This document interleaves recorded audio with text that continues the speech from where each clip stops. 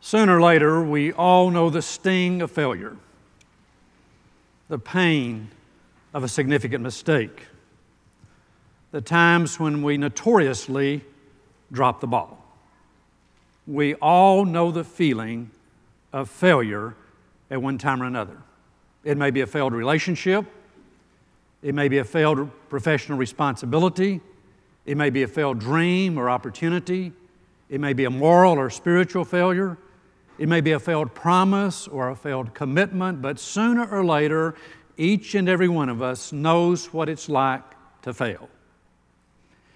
In the Gospel of Mark this morning, we discover that even Jesus Himself knew what it was like to fail.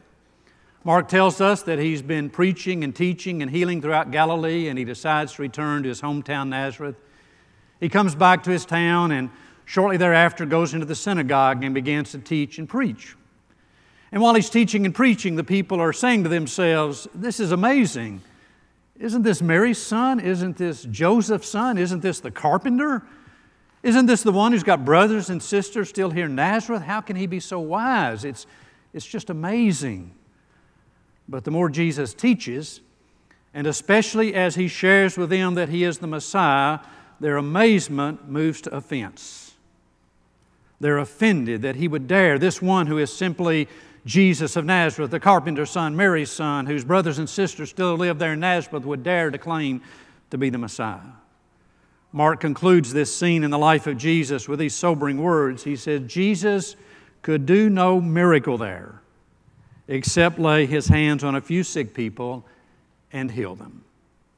The people are so offended at Jesus' claim, put off by this one who is simply the boy grown up in Nazareth who now claims to be the Messiah, that they do not let Him succeed in His ministry there in Nazareth. Jesus knew what it was like to fail. Thus, our theme this morning is handling failure. And let me share with you around that theme 4 insights. First of all, mature persons accept their failures. Mature persons accept their failures. It serves us no purpose emotionally and spiritually to rationalize our failures, to excuse our mistakes, to ignore the times that we did indeed drop the ball. It serves you no benefit, and it serves me no benefit to rationalize my failures, to excuse or ignore my mistakes, to pretend that I didn't drop the ball. Most of you are familiar, I think, with a piece called An Outline of a Failurer's Life.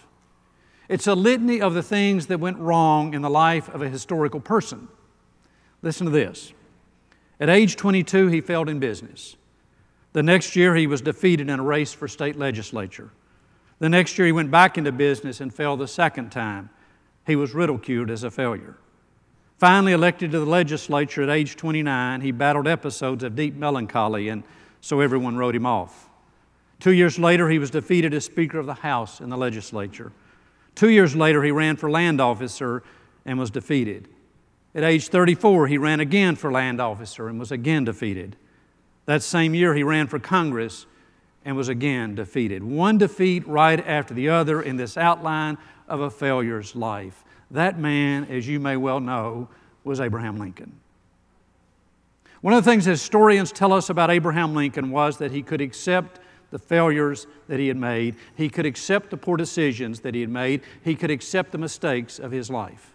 One of the reasons Lincoln was the greatest president this country has known is because he could accept the failures. He could accept the poor decisions. He could accept the mistakes he made. Simply put, Lincoln accepted the things he had done wrong. He learned from them, and he moved on. And so can you and I. Secondly, failing presents an opportunity to do things differently. When we fail, when we drop the ball, we have an opportunity to do things differently. You know, of course, the name J.K. Rowling. She's the renowned author of the Harry Potter series. Most of you probably know her story. You know that she grew up in England, that she graduated from high school with majors in English and French and literature, that she went to the University of Exeter there in England and graduated with a degree in French. that she then went to Portugal to teach, and while there met a man with whom she fell in love, and they got married, and they had a child named Jessica, and shortly after the birth of Jessica, her husband left her, and she found herself a divorced single woman. She returned to England to be near her family, in particular near her sister, and found, as she recalls it, herself in one of the darkest periods of her life. Here was a single mom raising young Jessica who had no job. She was living on welfare. She discovered shortly after returning to England that she was diagnosed with clinical depression. And so once again, this woman, who at one point had life in the palm of her hand, now found her life fully dark. And she said herself, "I was the biggest failure I knew." In 2008, J.K. Rowling spoke to Harvard University commencement services, and she presented an address titled "The Fringe Benefits of Failure." Listen to what she had to say. "I am not going to stand here and tell you that failure is fun. That period of my life was a dark one, and I had no idea there was going to be what the press has since represented as a kind of fairy tale resolution. So why do I talk about the benefits of failure? Simply because failure meant a stripping away of the non-essential. I stopped pretending to myself that I was anything other than what I was, and began to direct all my energy into finishing the only work that mattered to me, my writing. And so rock bottom became the solid foundation on which I rebuilt my life." Don't you just love that? Rock bottom became the solid foundation on which I rebuilt my life. You might never fail on the scale I did, but some failure in your life is inevitable. Failure taught me things about myself that I could have learned no other way.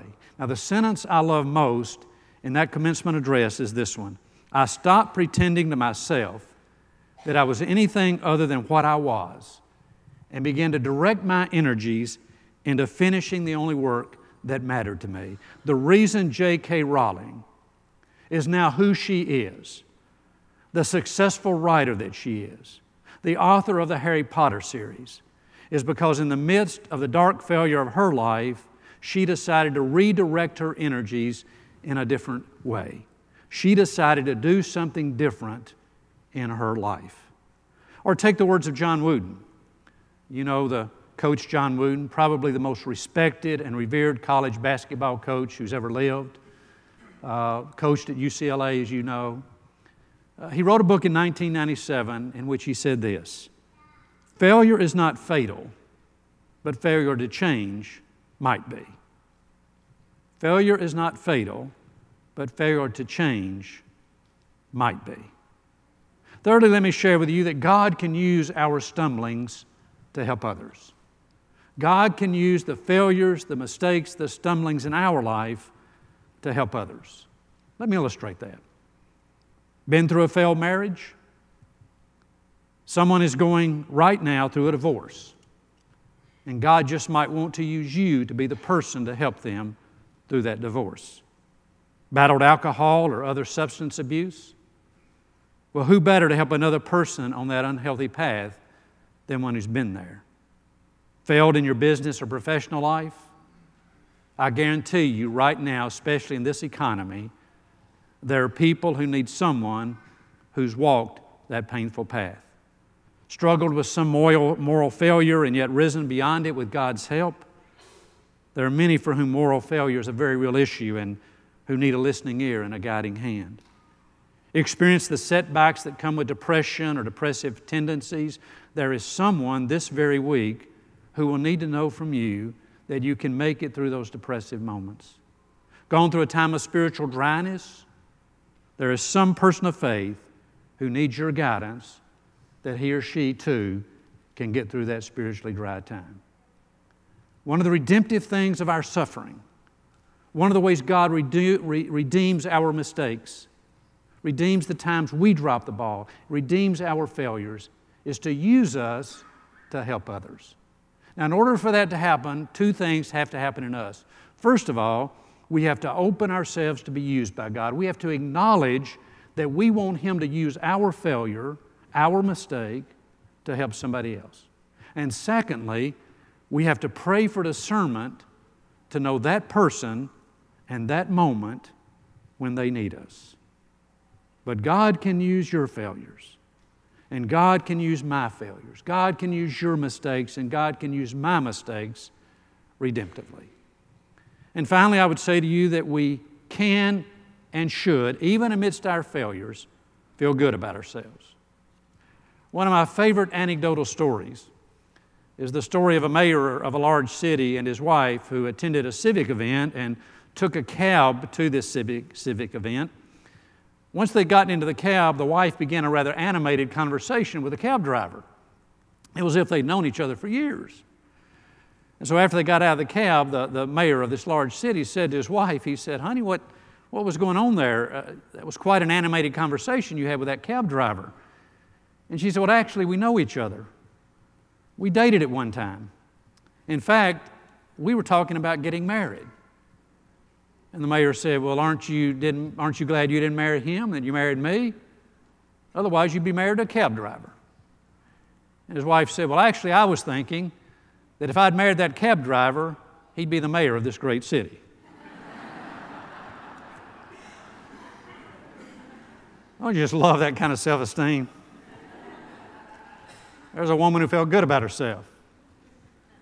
Well, you should feel good about yourself. And I need to feel good about myself.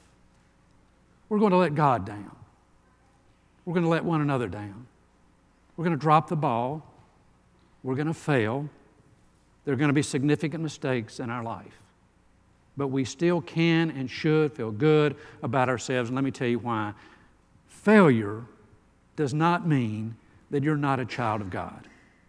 Whatever your failure, however deep your mistake, however profoundly you drop the ball or I drop the ball, we remain children of God.